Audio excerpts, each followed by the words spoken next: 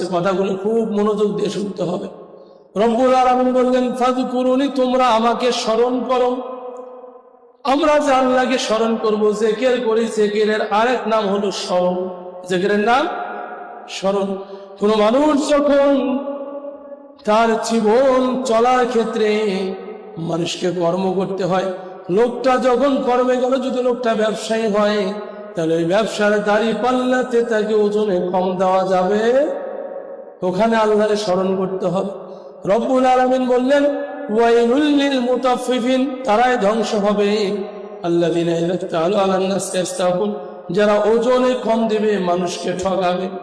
তাহলে যারা খাদ্যে ভেজাল দেয়, ওজনে কম দেয়, মানুষকে ঠকায়, আল্লাহ বললেন, ফাযকুরুনি, তোমরা আমাকে স্মরণ করো। এবার আসুন, যারা কৃষি কাজ করে, কৃষক, অনেকে কামলা লাগে দিয়ে বাড়িতে চলে যায় গৃহস্থরা, কিন্তু কামলা চিন্তা করে হাজিরার কাম, আমি আধা ঘন্টা বসে দম নেই, এভাবে আধা ঘন্টার জায়গাতে 1 ঘন্টা। মালিক আসি দেখে কথা আসলে পুরা ভূমিটা গেড়ে দিবে, জমিটা গেড়ে দিবে, আসি দেখে এখনো ফাঁকা আছে। ওই যে আপনি মালিককে ফাঁকি দিলেন। এখানে আল্লাহ বললেন, ফাযকুরুনি, আমাকে স্মরণ করো। যদি আল্লাহর ভয় থাকে তাহলে ফাঁকি দেওয়ার সুযোগ। এবার আসুন, কৃষককে বাদ দেন, চাকরিজীবীতে আসুন। যারা চাকরি করো, বড় বড় পদে আছে, এই লোকগুলো বসে যদি ঘুষ খায়, আমার আল্লাহ বললেন, ফাযকুরুনি, তোমরা আমাদের স্মরণ করো। নবীজি বললেন, তোমাকে যে বেতন দেওয়া হয় চাকরির জন্য, এই বেতনের অতিরিক্ত ইনকাম করার ধান্দা করিয়ে যেটা ইনকাম করো, সেটার নাম হলো ঘুষ। সেটার নাম কি? এবার বলেন তো, ঘুষ খাওয়া হালাল না হারাম? সুদ খাওয়া হালাল না হারাম? চুরি করা হালাল না হারাম? জুয়া খেলা হালাল না হারাম? জেনা করা হালাল না হারাম? ডাকাতি করা হালাল না হারাম? মানুষকে ঠকা হালাল না হারাম? মিথ্যা বলা হালাল না হারাম? এক কথায় যত অন্যায়ের সাইট আছে সবগুলো হারাম। সবগুলো, প্রত্যেকটা হারাম কাজ করতে গিয়ে বান্দা যখন ফাযকুরুনি, আল্লাহকে স্মরণ করবে, রব্বুল আলামিন বললেন, আযকুরুকুম, আমিও তোমাদের স্মরণ করব। তাহলে বান্দা স্মরণ করবে প্রত্যেকটা পদে পদে কাকে? এবার আল্লাহ স্মরণ করবে কাকে? বান্দাকে। বান্দা যদি আল্লাহরে স্মরণ করতে পারে, আমার আল্লাহ বান্দারে স্মরণ কিভাবে করে লক্ষ্য করুন ভালো করে। নবী ইব্রাহিম আলাইহিস সালাম নাম শুনেছেন? ইব্রাহিম নবীর নাম শুনছে? ইব্রাহিম নবী, ইব্রাহিম আলাইহিস সালাম, তিনি আল্লাহরে স্মরণ করেছিল। নমরুদ চিন্তা করলো, আমি যে মুশরিকি কায়দায় চলি, আমি যে মূর্তিগুলো বানাই, এগুলো বাজারে বিক্রি করে আয় করি, সুতরাং এই আয়ের জন্য নমরুদ তথাকথিত সময়, তৎকালীন সময় দেশের বাদশা ছিল, আর ইব্রাহিম নবীর বাপের নাম ছিল আজর। কিনা মূর্তি পূজক ছিল। বাপে এবার মূর্তি বানিয়ে ছেলে দিল, বাবা, ও আমার কলিজার টুকরা সন্তান ইব্রাহিম, তুমি এই মূর্তিগুলো বাজারে বিক্রি করে আনো। কিন্তু বলেছিলাম, ফাযকুরুনি, আল্লাহরে স্মরণ করতে হবে। সমস্ত অন্যায় কাজগুলো যখন আসবে তখনই স্মরণ করে সেগুলো ছেড়ে দিতে হবে। ইব্রাহিম নবী চিন্তা করলো, এখন কি হবে? আমার আল্লাহ তো বলছে, ওয়াবুদুল্লাহ, তোমরা ইবাদত করো আমার, ওয়ালা তুশরিকু বিহি শাইআ, আমার সাথে শরীক করিও না। আর আমার বাবা তো শরীক করে, এটা কেমন করে মারি আমি? সুতরাং ইব্রাহিম নবী প্রত্যেকটা মূর্তির গলায় দড়ি নিয়ে বাজারে মাটিতে টেনে নিয়ে যাচ্ছে। ওগুলো তো মাটির তৈরি করা পুতুল, একটা একটার সঙ্গে লাগে আর ভেঙে যায়। এভাবে যখন ভেঙে গেল, বাজারে গেল, লোকেরা বলল, ইব্রাহিম, তুমি এগুলো আজরের ছেলে, তুমি যে বিক্রি করতে আসছো, এগুলো বিক্রি করতে আসছো, ভালো কথা, ভাঙা কেন বলো? বলে, আমি আনতে গিয়ে এগুলো ভেঙে গিয়েছে। যেগুলো নিজেকে রক্ষা করতে পারে না, সেগুলো আপনাদেরকে কেমনে রক্ষা করবে? কাজেই এগুলো আপনাদের রক্ষা করতে পারবে না। এবার বলুন তো, এই কথা বললে কি আরো কেউ মূর্তি নিবে? লোকেরা নিল না। পর্যায়ক্রমে এই কথা ভাইরাল হয়ে গেল, নমরুদের গোষ্ঠীরা জেনে ফেললো। তখন তারা ইব্রাহিমের বিরুদ্ধে চারণ করলো। ইব্রাহিম ফাযকুরুনি কাকে স্মরণ করে? ইব্রাহিম নবী আল্লাহরে স্মরণ করে, কিন্তু এদিকে পুরো দেশ, পুরো জনগণ এক হয়ে গেল, ইব্রাহিমের বিরুদ্ধে চলে গেল। এবার ইব্রাহিম নবীকে নিয়ে গেল। নমরুদ বলল ইব্রাহিমকে শাস্তি দিতে হবে। বিশাল বড় একটা অগ্নিকুণ্ড তৈরি করলো, আগুনের গর্ত করলো। কিতাবে আসছে আগুনের গর্ত এত বিশাল যে নমরুদ বলেছিল এই আগুনের কুণ্ডের কাছে যে ইব্রাহিমকে ফেলাইতে যাবে, প্রায় 1 কিলোমিটার দূর থেকে এরকম আগুনের তাপ, কত ভয়াবহ অবস্থা। 1 কিলো দূর থেকে আগুনের কাছে যাইতে পারে না। তখন একটা চরকি তৈরি করলো, করে ইব্রাহিম নবীকে ওখানে ফেলাই দিবে। এমন তো অবস্থায় ইব্রাহিম কাকে স্মরণ করে?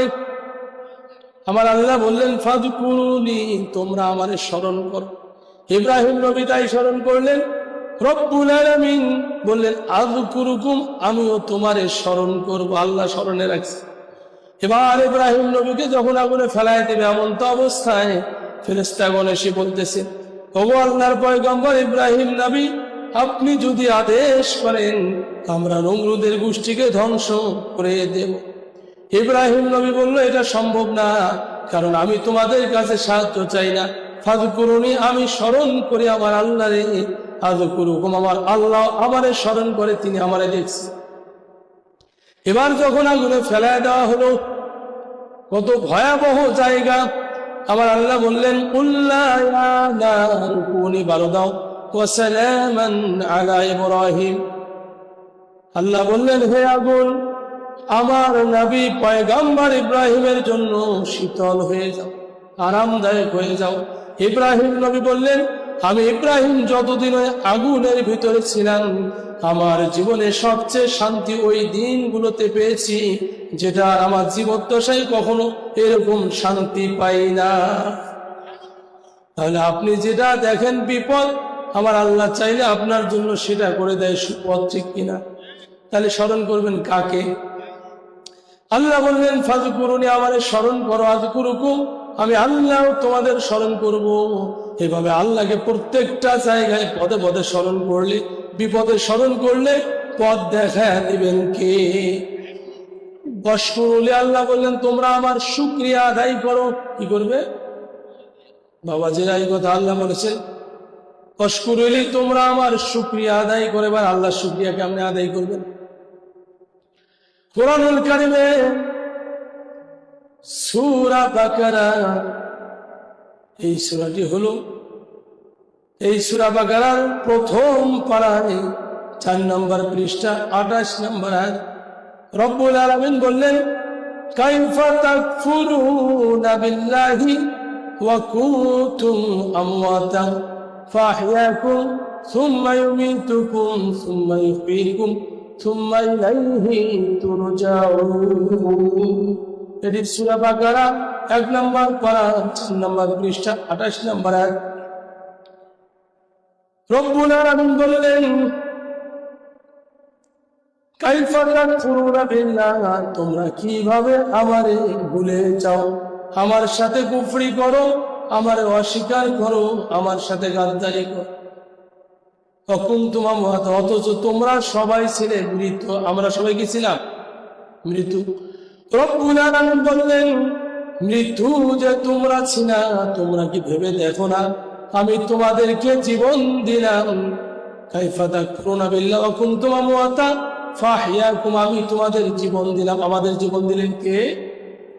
রব্বুল আলামিন জীবনের প্রসেসিং করে কিভাবে জীবন দিলেন, কান লাগান ভাইয়েরা আমার, এখানে শিক্ষার বিষয় আছে। আল্লাহ জীবন দিলেন কিভাবে লক্ষ্য করুন।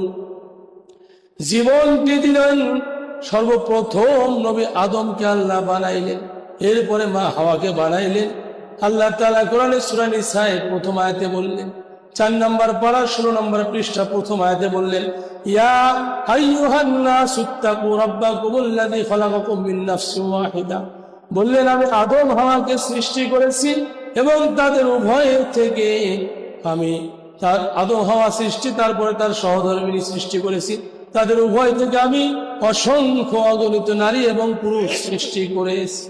তাহলে আদমকে মাটি দিয়ে বানাইল, তার থেকে তার স্ত্রী বাম পাজর থেকে সৃষ্টি হইল। তাদের উভয় থেকে অবাস্তা মিনহুমা রিজালান কাসীরা ওয়া নিসা, অগণিত নারী এবং পুরুষ আল্লাহ সৃষ্টি করলেন।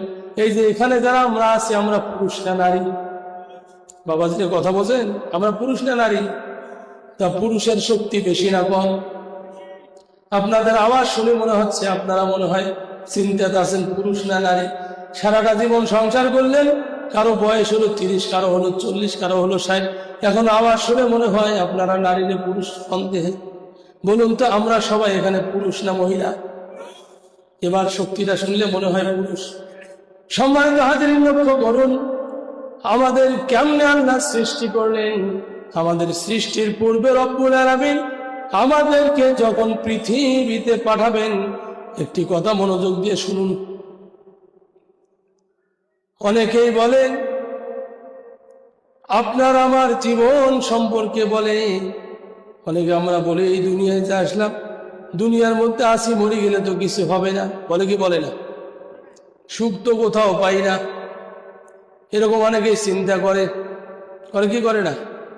লক্ষ্য করুন ভাইরা আমার আল্লাহ সুবহানাহু ওয়া তাআলা জানাইলেন, যখন আমি তোমাদেরকে পাঠাইবার ইচ্ছা করলাম, প্রত্যেকটা মানুষ, হুজুর বলছেন, নবীজি বলছেন, প্রত্যেকটা মানুষ তার রুহের 4 মাসের ছোট। কয় মাসের ছোট? প্রত্যেকটা মানুষ তার রুহের 4 মাসের ছোট, অর্থাৎ রুহুটা 4 মাসের ছোট, বডিটা 4 মাসের বড়। বডিটা কয় মাসের বড়? আর রুহুটা হলো 4 মাসের ছোট। রুহুটা হলো 4 মাসের ছোট আর বডিটা 4 মাসের বড়।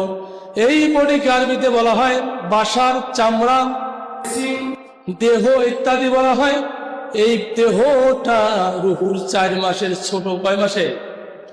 এবার কেমনে রুহু পূর্বে প্রবেশ করলো দেহের মধ্যে?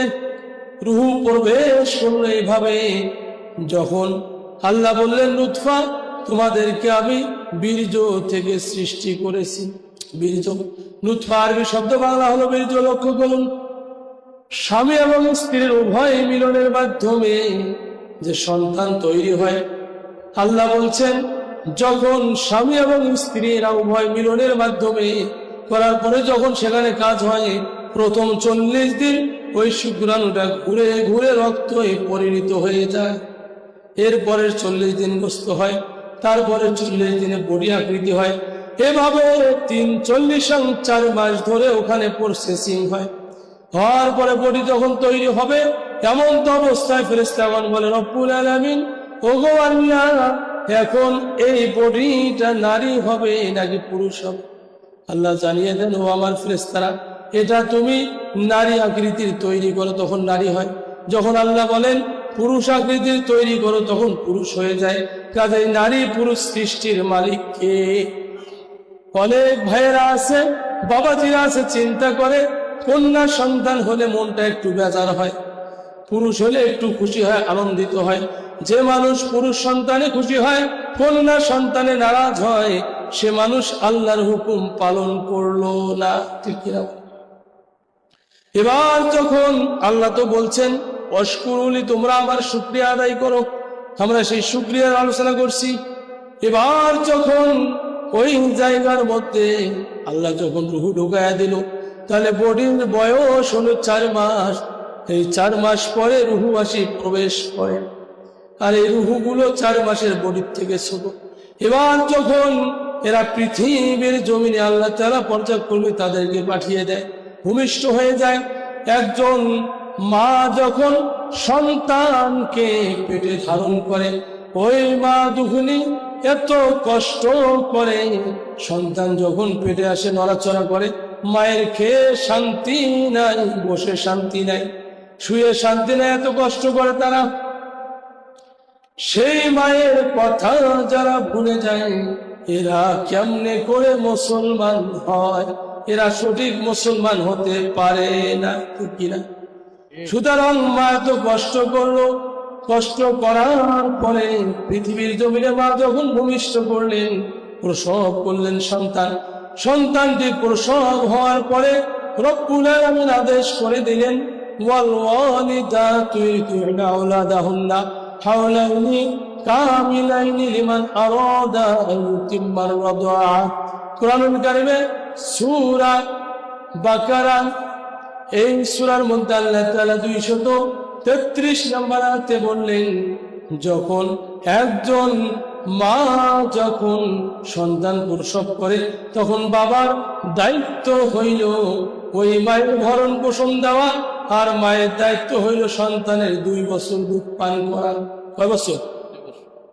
তাহলে মায়ের দায়িত্ব হলো সন্তানের দুধ পান করাবে, আর ওই সন্তানের বাবার দায়িত্ব হলো মায়ের খোঁজ খবর নিবে, মায়ের ভরণ পোষণ দিবে ঠিকভাবে, মায়ের খাবার বৃদ্ধি করে দিবে তার সাধ্য অনুযায়ী।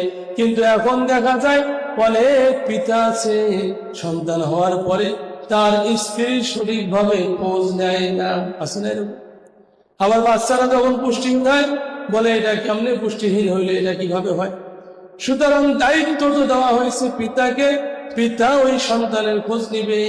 সুতরাং ওই পিতা যদি সন্তানের খোঁজ নিতে চায় তাহলে সর্বপ্রথম খোঁজ নিতে হবে তার মায়ের ভরণ পোষণ দিতে হবে।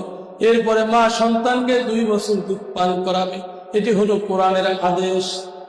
আর আদেশ কোরআনের আদেশ। সম্মানিত ভাইরা, এই আদেশ যদি কেউ না মানে আর পরবর্তী টাইমে এসে যদি দেখে বাচ্চাটা পুষ্টিহীনতায় ভোগে, বাচ্চার শরীরে শক্তি নাই, দেখতে আধা পাগলার মতো দেখা যায়, বলুন তো এর দায় কে নিবে? বাচ্চার মা নাকি বাবা?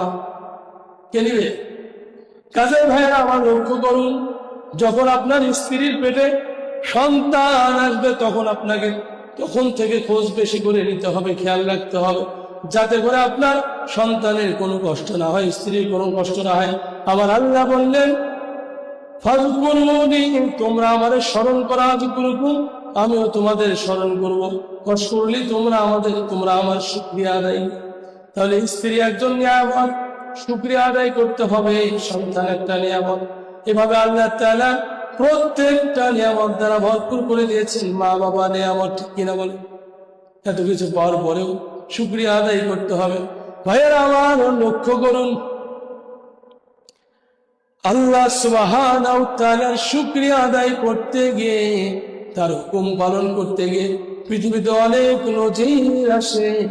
অসংখ্য মানুষ কষ্ট করে জীবন দিয়েছে, ঠিক কিনা বলে? যদি আপনি লক্ষ্য করেন, বরফের আব্দুল কাদের নাম শুনেছেন? বরফের আব্দুল কাদের জিলানী রহমাতুল্লাহি আলাইহি, তার জীবনীতে এসেছে এই আব্দুল কাদের জিলানী রহমাতুল্লাহি আলাইহি তিনি এত বড় পীর হইলেন, তার বাপের নাম কি জানেন? তার বাবার নাম কি? মাশাআল্লাহ, একজন বাবাদের মনে আছে, আবু সালেহ মুসা গঙ্গি। আব্দুল কাদের জিলানী রহমাতুল্লাহি আলাইহির বাবা, তিনি একদিন হেঁটে যাচ্ছে, যাইতে যাইতে যাইতে যাইতে নদীর কিনারায় হেঁটে যাচ্ছেন। এখানে কিন্তু একটা শিক্ষা আছে। হেঁটে যাচ্ছে, যাইতে যাইতে যাইতে যাইতে একটা ফল পানি দিয়ে ভেসে আসছে। আর এই ফলটা যখন তিনি তুললো, ক্ষুধার যন্ত্রণায় খিদা লেগে গেছে, বেচারা চিন্তা করলো কিছু খাইতে হবে, আশেপাশে খাবার কিছু নাই। তখন ওই ফলটা পানি থেকে, নদীর ক্যালেন থেকে উঠে তিনি খেয়ে ফেলছে। এবার ক্ষুধার নিবারণ হইল, চিন্তা করলো ক্ষুধা নিবারণ হইল, আমি না হয় ক্ষুধা থেকে বাঁচলাম, কিন্তু আমার আল্লাহর হাত থেকে তো আমারে বাঁচতে হবে, কারণ এই ফলটা তো আমি যার খেয়েছি তাকে তো বলিনি। সুতরাং না বলে খাওয়াটাই হলো চুরি করা, না বলে নেওয়াটা চুরি করার শামিল। এবার তিনি নদীর স্রোত যেদিকে আসতেছিল তার উল্টো দিকে, অর্থাৎ যেদিক থেকে স্রোত আসতেছে ওই সোজায় তিনি পিছন দিকে ছুটছে, যাইতে যাইতে উজান দিকে ছুটছে। উজানের দিকে যাইতে যাইতে যাইতে যাইতে যাইতে যাইতে বহুদূর পার হয়ে দেখলো ঠিক যে ফলটি তিনি তুলে খেয়েছেন এই ফলের গাছ ওখানে আছে। বেচারা চিন্তা করলো এই গাছের ফল তো আমি খাইলাম, এবার এই ফলের মালিক কোথায়, গাছের মালিক কোথায় খুঁজতে হবে। গাছের মালিককে খুঁজে বার করলো, বার করার পর বললো, বাবাজি আমি একটা ভুল করেছি, আমারে ক্ষমা করে। বলে, বাবা কি ভুল করেছো? বলে, আমি একটা ফল খেয়েছি, আপনার গাছের ফল, গাছ থেকে ছিঁড়ে পড়ে নদীতে ভেসে গিয়েছে। আমি খাওয়ার পরে, তুলে খাওয়ার পরে মনে হইল আমি তো এই গাছের মালিককে বলি নাই, কাজে আমার বলার জন্য ইচ্ছা হইল, আমি আপনাকে না বলে খাইলাম, আপনি মেহেরবানি করে আমারে মাফ করে দেন। গাছের মালিক বলল, বাবাজি মাফ তো এত সহজে হবে না। বলে কেমনে মাফ হবে?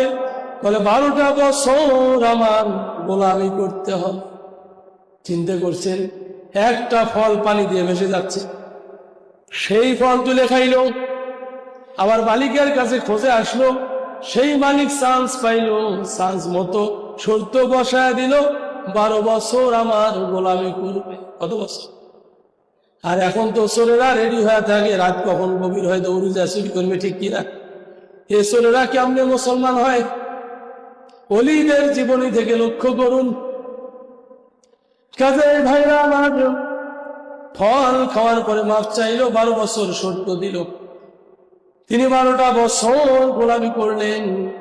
একদিন আগে বললেন, বাবাজি আমার তো 12 বছর কালকে পূরণ হবে, আমারে যাইতে দেন, আমি কাল যাব। বললো না, এখন আর যাইতে দেবো না, আরো 2 বছর গোলামি করবে। বলে আমার দোষ কি, কেন আরো 2 বছর বাড়িয়ে দিলেন? বলে ওই যে 12 বছর একদিন আগে বলছো, এইটাই তোমার দোষ। কথার উপরে কথা বলেছো, এইটাই তোমার দোষ। কাজে মুরব্বীদের সামনে কথার উপরে বেয়াদবি করা যাবে না, এইটাই হলো ছেলেদের দোষ, ঠিক কিনা? মুরব্বী বাবাজিদের সামনে কোনো কথা বলা, রাগ হওয়া, গালিগালিজ করা যাবে না। মা বাবার উপরেও করা যাবে না। মা বাবা তো সবচেয়ে বড় মুরব্বী, কি বলেন, ঠিক কিনা? এবার যখন চান্স পাইল, আরো 2 বছর বাড়িয়ে দিল। এবার এই 2 বছর পরে তিনি আর কিছু বলে না, না জানে আর একটা বেয়াদবি হয় কিনা।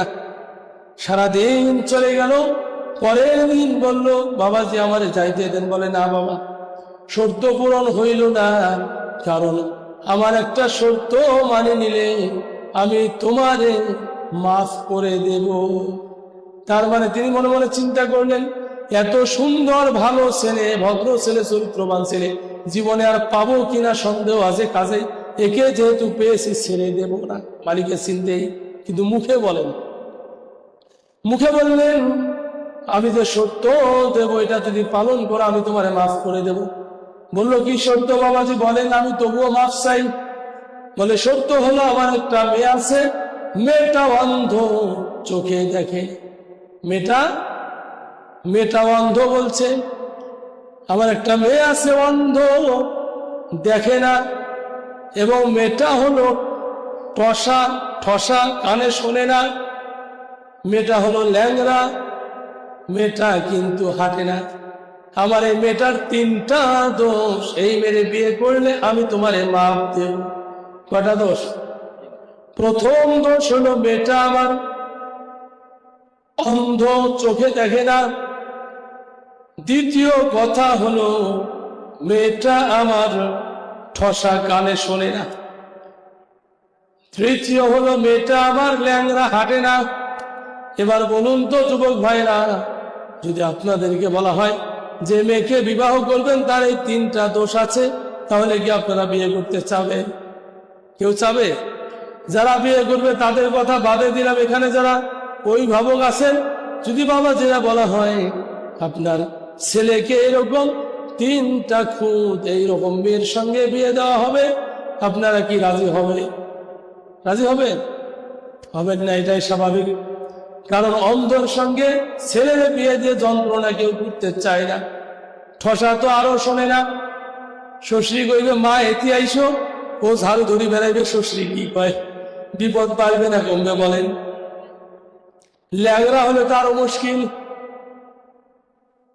স্বামী কবে ভাতের প্লেটটা এদিকে দাও, আর স্ত্রী তো ওখান থেকে উঠতেই পারবে না। কাজে আপনার আমার স্ত্রীগুলো ভালো আছে, তার থেকে এই জন্য শুকরিয়া আদায় করুন, আলহামদুলিল্লাহ। এই নিয়ামত পেয়েছেন, তারপরেও তাদের সঙ্গে দুর্ব্যবহার করেন, এটা করা যাবে? লক্ষ্য করুন, এবার যখন ওই আল্লাহর বান্দা বললেন, আমার মেয়ের 3টা খুব 3টা দোষ, এই 3টা যদি তুমি মেনে নিয়ে বিয়ে করতে পারো তাহলে আমি তোমারে মাফ দেব। কিন্তু এই বেচারার হৃদয়ের মধ্যে কার ভয়? আল্লাহর ভয়। ফাজকুরুনি, তিনি আল্লাহরে স্মরণ করতেছেন। এবার আল্লাহ তারে স্মরণ করে, আযকুরুকুম, আল্লাহ তারে স্মরণ করে, আল্লাহ যারে স্মরণ করে তার কোনো বিপদ। তাহলে এই তিনটা যে বড় বিপদ, সামনে যান কোনো বিপদ আর নাই। এই তিনটা বিপদ হলো পরীক্ষা, সামনে হলো সুপথ, শান্তির পথ। এবার যখন রাজি হয়ে গেল, বিবাহ বসলো। বিবাহর পরে মেয়েটাকে দেখতে গেলেন। দেখতে গিয়ে দেখলেন ঘরের ভিতরে যে মেয়ে দেখা যায়, মেয়ে এত সুন্দরী, যে সে সুন্দরী মেয়ে আর কখনো চোখে পড়ে না। যে মেয়ে দেখা যায় এ মেয়ে তো ঠসা না, এ মেয়ে তো ঠসা না। মেয়েটারে যা বলে আস্তে আস্তে কথা বলে, দেখি মেয়েটা শোনে কিনা। মেয়েটা শোনে, উত্তর দেয়। এবার মেয়েটারে ডাক দিল, বিছানা থেকে পায়ে হেঁটে নামলো। চিন্তা করলো, হায় রে, আমি মনে হয় ভুল জায়গায় পৌঁছিলাম, সর্বনাশে কি করলাম, আরো একটা দোষ হইল আমার।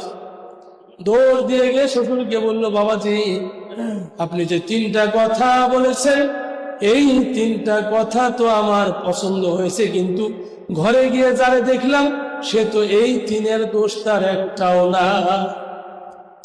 কাজে আপনি এটা কেমন করলেন? ওই মেয়ের বাবা বলল, বাবা শোনো, যেদিন তুমি ওই ফল খাওয়ার পরে আমার কাছে ছুটে আসছো, আমি সেই দিনে বুঝতে পারছি এটি সাধারণ কোনো মানুষ নয়, এর ভিতরে আল্লাহর ভয় আছে, নবীর প্রেম আছে, যার কারণে আমার গাছের ফল কত মানুষ চুরি করে খাইলো, কত মানুষ পুড়ে খাইলো, আজও পর্যন্ত কেউ এসে বলল না আমি আপনার ফল খাইছি। আর নদী দিয়ে ভেসে গিয়েছে কত দূরের পথ, সেখান থেকে তুমি ফল খাওয়ার পরে ফিরে আসছো, তখনই আমার মনে হয়েছে তুমি সাধারণ মানুষ না। ওই সময় আমি এই নিয়ত করেছি, 12 বছর তোমারে আমি পরীক্ষা করে দেখেছি, তুমি পাশ করেছো, আবার 2 বছর দিলাম, পাশ করেছো। বাবারে একটি মাত্র আমার মেয়ে, কারণ আমি চাই আমার মেয়ের শান্তি। পৃথিবীর সমস্ত বাবাগুলো তার মেয়ের শান্তি চায়, ঠিক কিনা বলেন? কাজে যে ছেলে ডিমান্ড চায় ওই ছেলেকে মেয়ে দেওয়া যাবে। কথা ভালো করে শোনেন, যে ছেলে ডিমান্ড চায় ওকে মেয়ে দেওয়া যাবে? মেয়ে দেওয়া যাবে না, মেয়ে দিবেন না। যখন সমস্ত বাবাগুলো ওই ধরনের ছেলেকে মেয়ে দিবে না, তখন ছেলেগুলো বাধ্য হয়ে যখন যৌবনের তাড়নায় শরীর কামড়া কামড়ি করবে, মেয়ের বাবার পা ধরে গড়াগড়ি করে কবে যে আমার কার যৌতুক দেওয়া লাগবে না, ঠিক কিনা বলে? এবার যখন ওই মেয়ের বাবা বলল, বাবা ওই দিন নিয়াত করেছি, আমি নিয়াত করেছি এরকম যে আমার মেয়েকে দিয়ে আমি তোমার বিয়ে দেব। কাজে আমার মেয়েকে আমি বিয়ে দিলাম। বললো, বাবা আপনি যে বললেন আপনার মেয়ে চোখে দেখে না, বলে বাবারে আমার মেয়ে চোখে দেখে না, এটা বলেছি ঠিক, আমার মেয়ে আমার বাড়ি ছাড়া আর কারো বাড়ি কোনোদিন দেখে না। এবার বলছে, আপনি যে বললেন আপনার মেয়ে ঠসা কানে শোনে না, বলে আমার মেয়ে ঠসা, বলেছি ঠিক আছে, আমার মেয়ে কোনো বেগানা পুরুষের কণ্ঠ শোনে না। এবার আমার মেয়ে বললেন যে আপনার মেয়ে, বললে বাবা আপনি যে বললেন আপনার মেয়ে হাঁটে না, আপনার মেয়ে হাঁটে না, তাহলে আপনার মেয়ে ল্যাংড়া, বলে এই জন্য বলেছি বাবা আমার মেয়েটা আমার বাড়ি ছাড়া আর কারো বাড়ি টই টই করে ঘোরে না। কিন্তু এখনকার বাবন স্বামীর বাড়ি ছেড়ে অনেক জায়গায় একেবারে স্বামীর অনুমতি ছাড়া দৌড়ি দৌড়ি বেড়ায়, আসে না নাই? যে কথা বোঝেন, আসে না নাই? কাজে এরকম হওয়া যাবে না। আপনারা যদি আপনার মেয়েদেরকে ঠিক আব্দুল কাদের জিলানী রহমতুল্লাহ আলাইহির মায়ের মতো করে তুলতে পারেন, তাহলে আপনাদের মেয়েদের পেটের মধ্যে যে সন্তান আসবে ওই আব্দুল কাদের জিলানী আসবে। বাইজিদ মুস্তাবি নাম শুনেছেন? বাইজিদ মুস্তাবি রহমতুল্লাহ আলাইহির একটা কথা আমার মনে পড়ে গেল।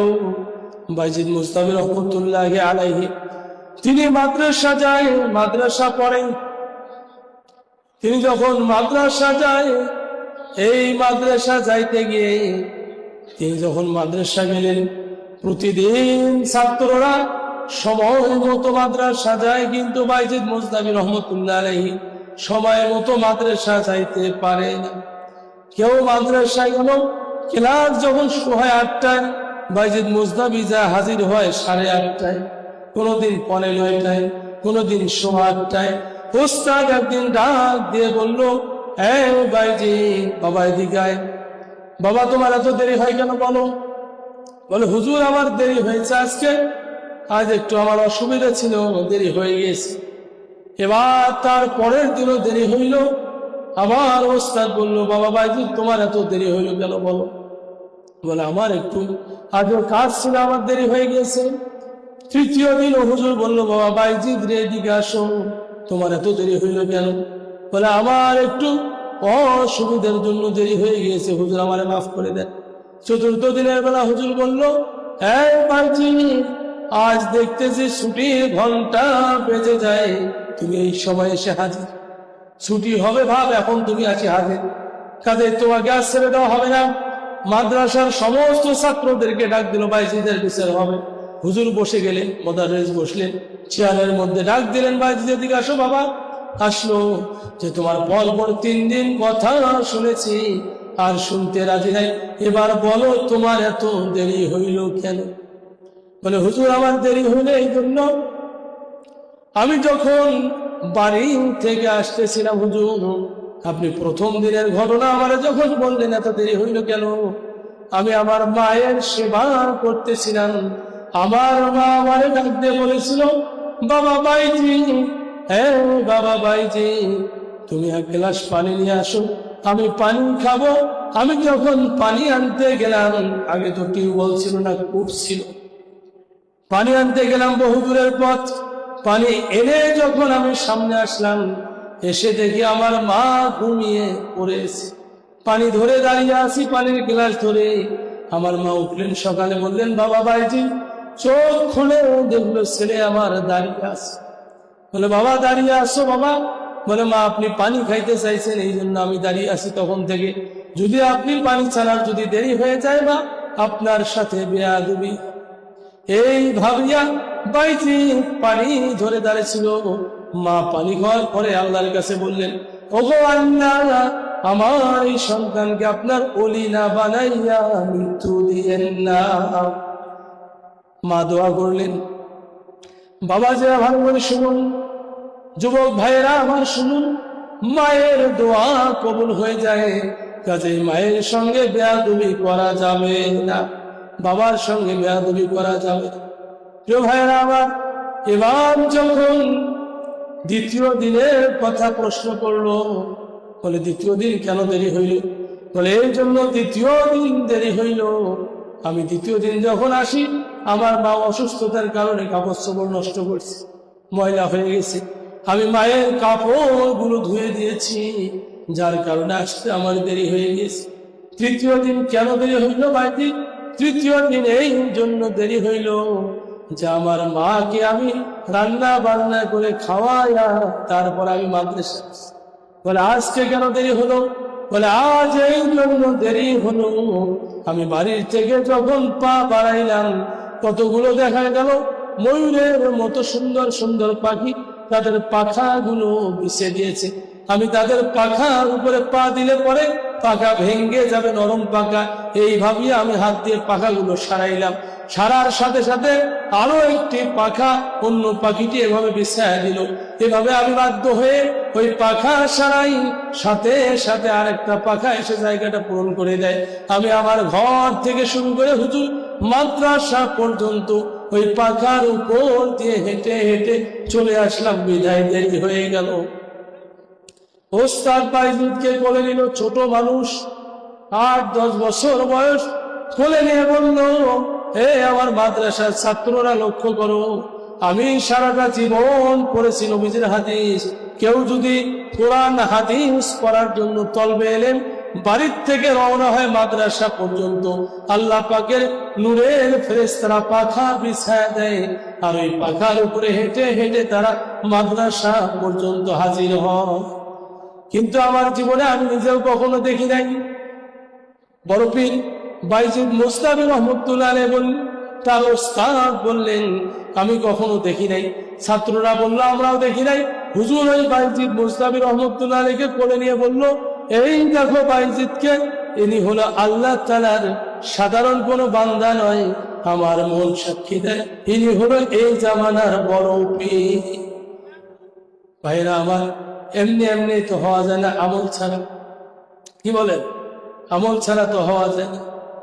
এই জন্য আমল করতে হবে। আমল যদি না করেন কোনো লাভ আছে। বাবাজিরা সারাটা জীবন শুনবেন, আমল করবেন না, কোনো লাভ হবে? ওই জন্য বলা হয়েছে পৃথিবীর জমিনটা, আল্লাহর নবী বলেন এটি মুসলমানদের জন্য কয়েদখানা অর্থাৎ জেলখানা, আর এটা কাফের মুশরিকদের জন্য বেহেশতখানা। এই যে আজকে একটা মাহফিল হচ্ছে, দেখবেন আশেপাশে কত মানুষ আছে কিন্তু জায়গা মতো না, ঠিক কিনা বল? যেই দিন আল্লাহ ডাক দিবে হাসরের মাঠে, ডাক দেওয়ার পরে যখন বলবে ওয়ামতাজুল ইয়াওমা আইয়ুহাল মুজরিমুন, সূরা ইয়াসিন 23 নম্বর পারায়, হে অপরাধীরা তোমরা আলাদা হয়ে যাও। ওই দিন তারা আলাদা হবে। যেখানে কোরআনের কথা হয়েছে সেখানে মানুষ নাই, যে যতগুলো মানুষ ছিল এরা ওই দিন আলাদা হবে। আর ওই মাহফিলের আওয়াজ শুনেছে কেউ বা চায়ের দোকানে, সেগুলো হবে চায়ের দোকানের পিছনে লাইন, কেউ বা হাঁটি বাড়ির মধ্যে এগুলো হাঁটি বাড়ির পিছনে লাইন হবে। এক একজন এক এক দলে থাকবে, এগুলো বিভিন্ন জন বিভিন্ন দলে দলভুক্ত হবে।